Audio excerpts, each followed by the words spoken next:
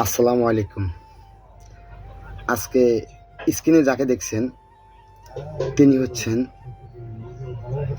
জনাব তারেক রহমান। তার প্রসঙ্গে কিছু কথা না বললে না হয়।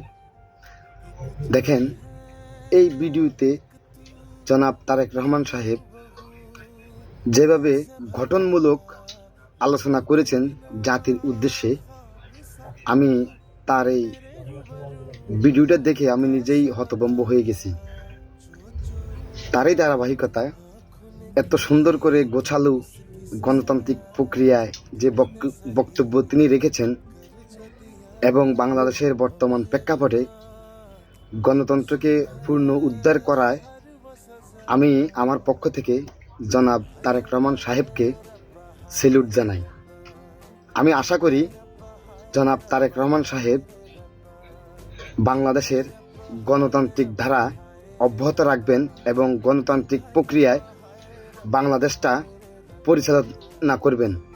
দেখেন, আজকে তার বক্তব্য শুনে তিনি যে দিক নির্দেশনা দিয়েছেন যে আমরা ভোটের মাঠে জিতেছি জনগণের ম্যান্ডেট নিয়ে, আমি আশা করব আমার যারা নেতা কর্মীরা আছেন আপনারা কেউ হিংসা বিদ্বেষী হবেন না, কারো উপর আঘাত করবেন না।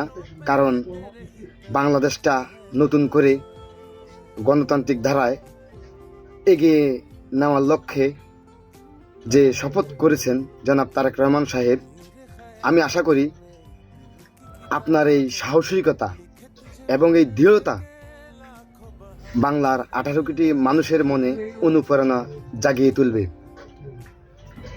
দেখেন, রাজনীতির প্রেক্ষাপটে ভিন্ন মতাদর্শতা থাকতেই পারে, এটা স্বাভাবিক। কেউ আওয়ামী লীগ করবে, কেউ বিএনপি করবে, কেউ জাতীয় পার্টি করবে। গণতান্ত্রিক দেশে যার যার সেটা ব্যক্তিগত একটা অধিকার। দিন শেষে আমাদের একটাই পরিচয়, আমরা বাঙালি। আমরা 71-এর চেতনাকে লালন করি, মুক্তিযুদ্ধকে লালন করি। সেই মুক্তিযুদ্ধের 71-এর চেতনাকে সামনে রেখেই বাংলাদেশের যে সরকারি আসুক না কেন, তারা যাতে এই গণতন্ত্রকে এবং এই গণতন্ত্রের ধারাকে অব্যাহত রেখে আমাদের এই স্বপ্নের সোনার বাংলাদেশটাকে সামনের দিকে এগিয়ে নিয়ে যায়, সেই প্রত্যাশায় আমি ব্যক্ত করলাম। তো ভিডিওটা আপনারা দেখবেন, দেখে আপনাদের গঠনমূলক কমেন্ট অবশ্যই কমেন্ট বক্সে রেখে যাবেন যে বাংলাদেশে রাজনৈতিক প্রতিহিংসা আমরা কেউ চাই না।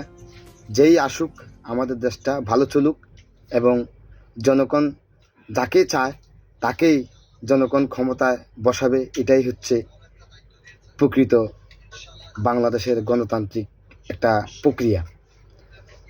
ওকে, আল্লাহ হাফেজ, ফি আমানিল্লাহ। ভিডিওটা আপনারা দেখেন। বিজয়ীর কাছে পরাজিতরা নিরাপদ থাকলে বিজয়ের আনন্দ মহিমান্বিত হয়। সুতরাং বিজয়ের এই আনন্দঘন সময়ে রাহুমুক্তির এই ঐতিহাসিক মুহূর্ত শান্তভাবে উদযাপন করুন। অনুগ্রহ করে কেউ প্রতিশোধ কিংবা প্রতিহিংসা পরায়ণ হবেন না। কেউ নিজের হাতে দয়া করে আইন তুলে নেবেন না।